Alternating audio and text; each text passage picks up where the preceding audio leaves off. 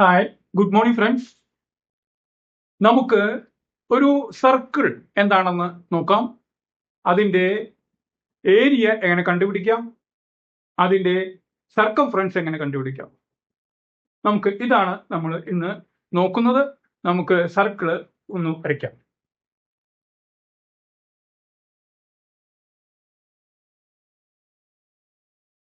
ഇത് ഒരു സർക്കിൾ.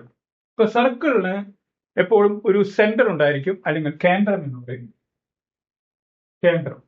ഇപ്പൊ ഏരിയ കാണുന്നതിനും സർക്കംഫറൻസ് കാണുന്നതിനും മുന്നേ നമുക്ക് എന്താണ് റേഡിയസ് അല്ലെങ്കിൽ ആരം എന്ന് എന്താണെന്ന് നമുക്ക് നോക്കാം. ആരം എന്ന് പറഞ്ഞാൽ ഈ സർക്കിളിന്റെ അല്ലെങ്കിൽ വൃത്തത്തിന്റെ സെന്ററിൽ നിന്ന് ഈ വൃത്തപരിധിയിലേക്കുള്ള ദൂരം, ആ ദൂരത്തെയാണ് ആരം അല്ലെങ്കിൽ റേഡിയസ് എന്ന് പറയുന്നത്. ഈ സെന്ററിൽ നിന്ന് ഈ വൃത്തത്തിന്റെ പരിധിയിലേക്കുള്ള ദൂരത്തെയാണ് ഈ റേഡിയസ്. ഇവിടെ നിന്ന് ഇങ്ങോട്ട് വരച്ചാലും എവിടേക്ക് വരച്ചാലും ആ ഡിസ്റ്റൻസ് ആറായിരിക്കും, റേഡിയസ്. അതിനെയാണ് റേഡിയസ് എന്ന് പറയുന്നത്. ഇതിന് ഇരട്ടി ദൂരമാണ് ഡയാമീറ്റർ. ഡി എന്ന് ഡിനോട്ട് ചെയ്യും. വ്യാസം എന്ന് പറയും ഇവിടെ നിന്ന് ഇവിടെ വരെയുള്ള ദൂരം. അപ്പൊ നമുക്ക് ആദ്യം എന്താണ് ഏരിയ ഓഫ് ദി സർക്കിൾ, സർക്കിളിന്റെ പരപ്പളവ് അല്ലെങ്കിൽ വിസ്തീർണം എന്ന് പറയുന്നത്. ഈ സർക്കിളിന്റെ ഉൾവശത്തിലുള്ള സ്ഥലം എത്ര, അതാണ് ഈ ഏരിയ. സർക്കിളിന്റെ ഏരിയ ഈ കാണുന്ന സ്ഥലമാണ് ഏരിയ. ഇത്രയും ഏരിയയാണ് സർക്കിളിന്റെ ഏരിയ. ഇത് നമുക്ക് എങ്ങനെ കണ്ടുപിടിക്കാം എന്നാണ് നമ്മൾ നോക്കുന്നത്. അതിനുള്ള സൂത്രവാക്യം ഇതാണ്: ഏരിയ ഓഫ് എ സർക്കിൾ, അല്ലെങ്കിൽ പരപ്പളവ്. മലയാളത്തിൽ പരപ്പളവ് അല്ലെങ്കിൽ വിസ്തീർണം എന്ന് പറയും.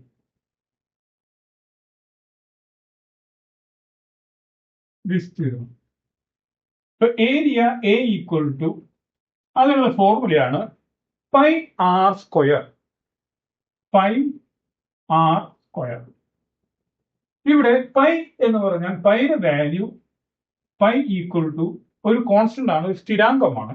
അത് 3.14.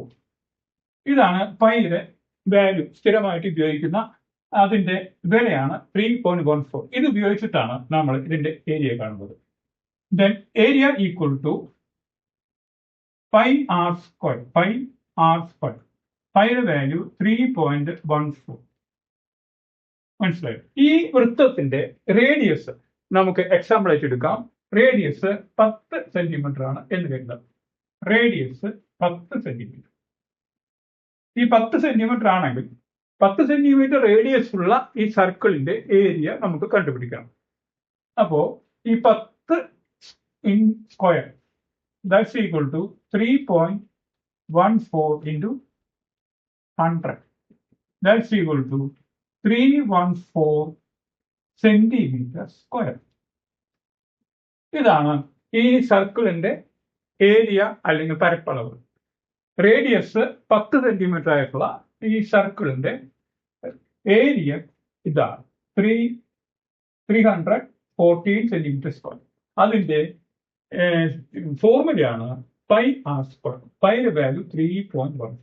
ഇത് നമ്മൾ സബ്സ്റ്റിറ്റ്യൂട്ട് ചെയ്ത് കഴിഞ്ഞാൽ നമുക്ക് ഇങ്ങനൊരു ആൻസർ കിട്ടും.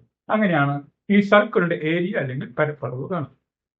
അടുത്തത് ഈ സർക്കിളിന്റെ സർക്കംഫറൻസ് നമുക്ക് കണ്ടുപിടിക്കണം. എന്താണ് സർക്കംഫറൻസ്? സർക്കംഫറൻസ് എന്ന് പറഞ്ഞാൽ സർക്കിളിന്റെ ഒരു പോയിന്റിൽ നിന്ന് ഇങ്ങനെ അളന്ന്, ഈ ഡിസ്റ്റൻസ് അളന്ന് തിരിച്ച് ആ പോയിന്റിൽ എത്തുന്ന അത്രയും ദൂരം, അതാണ് സർക്കിളിന്റെ സർക്കംഫറൻസ് അല്ലെങ്കിൽ പെരിമീറ്റർ അല്ലെങ്കിൽ ചുറ്റളവ് എന്ന് പറയും.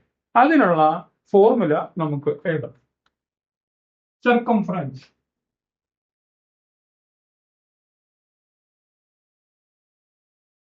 സർക്കംഫറൻസ് ഓഫ് സർക്കിൾ അല്ലെങ്കിൽ ചുറ്റളവ്.